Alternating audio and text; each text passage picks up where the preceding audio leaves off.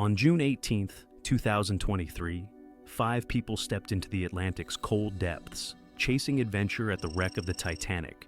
But from the first minute, every second ticked on a clock they couldn't see. This story plays out minute by minute, tracking the descent itself, while flashing back to the warnings that surrounded the Titan long before it left the surface. Experts had raised alarms, a whistleblower had pushed for tests, and yet, those voices were ignored.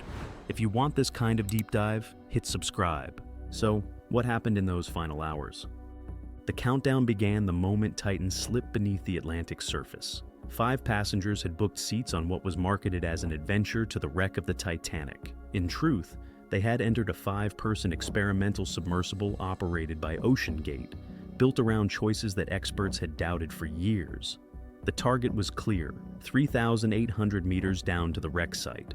The craft itself combined a carbon fiber cylinder with titanium end caps and a single acrylic viewport. Life support on board was meant to last up to 96 hours.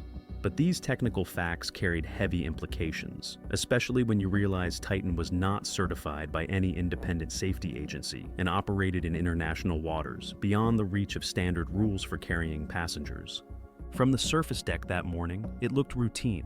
Last photos, handshakes, anticipation. But every meter down changed the math. Ocean water crushes at those depths, thousands of pounds of pressure building across every square inch of the hull. Inside the sub, the mood was eager. The plan was simple: descend, tour the Titanic, return before nightfall. Yet each tick in the descent clock was also a test of materials unproven under this kind of load. That carbon fiber pressure hull was the gamble at the heart of Titan. Unlike steel or solid titanium, carbon fiber can break down slowly over repeated use.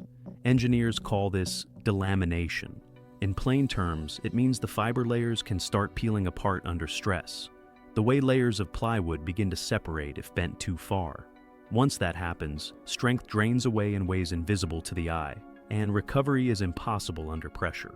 Warnings about this had surfaced long before launch day. Industry experts said the risk wasn't just immediate failure, but gradual fatigue.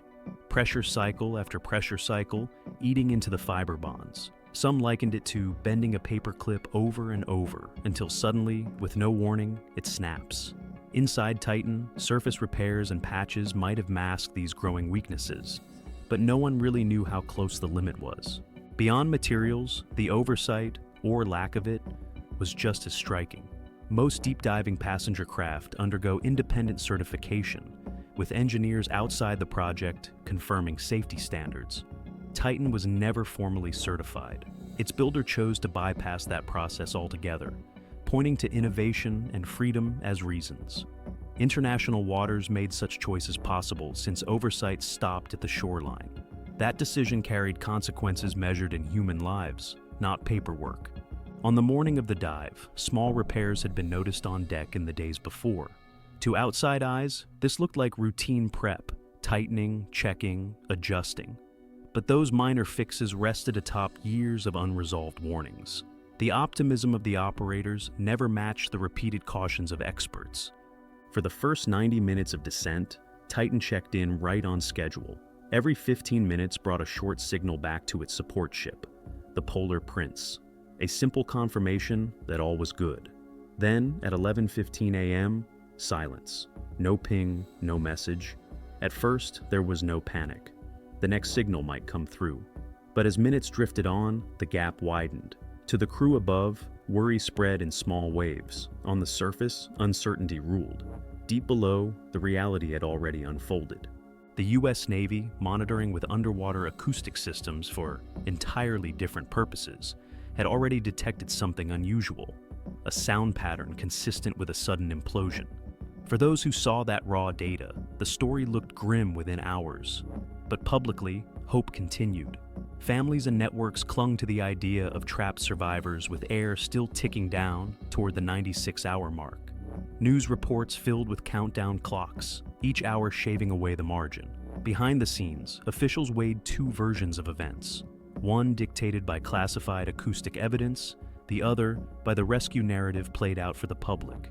Search aircraft scoured the sea surface. Sonar systems swept the depths. Remote-operated vehicles were flown in.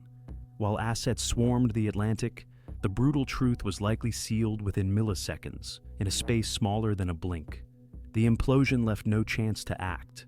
The most haunting part is not how fast the end came, but how long its approach had been signposted. Each technical compromise, every ignored warning, every dismissal of oversight set the clock in motion years before. By the time silence hit, the outcome was less a surprise than the final chapter of choices already made. And this is where the tragedy gains a sharper edge. The real disaster didn't begin at 11:15 on June 18th. It began much earlier, written into the design itself, and into the decisions that brushed aside caution. Investigators confirmed that Titan imploded catastrophically and that all 5 on board were killed. The final report found multiple major failures in design, materials, testing, and oversight, and concluded the disaster was preventable. What stands out most are the warnings that came years before the dive. In 2018, the company's own director of marine operations reported signs of delamination in the hull and urged certification by an independent authority. His concerns went unanswered. Outside experts also pointed out that carbon fiber hulls were untested at these depths, calling them an unsafe gamble compared to steel or titanium. Soon after, major partners pulled back, and a leading certification body refused to classify the vessel. Earlier tests had even revealed small cracks and reported implosions in lab models. These warnings were known publicly and privately long before June 2023. Don't forget to subscribe for more videos about true stories that almost sound made up. Thanks for watching. Until next time, peace.